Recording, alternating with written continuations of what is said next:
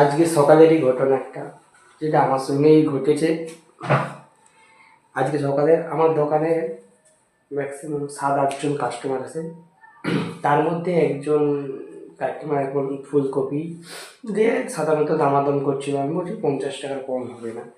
সে বলছে না ভাই 40 টাকা দিয়ে দিই। মানে আমার কেনা নেই, 50-এর কম হবে না।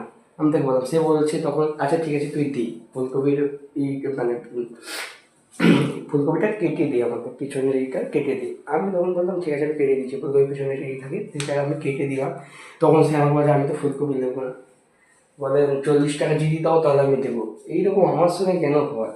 আমি তখন কাকে বললাম, আপনিও বললেন দেবে বলে আমি কেটেছি।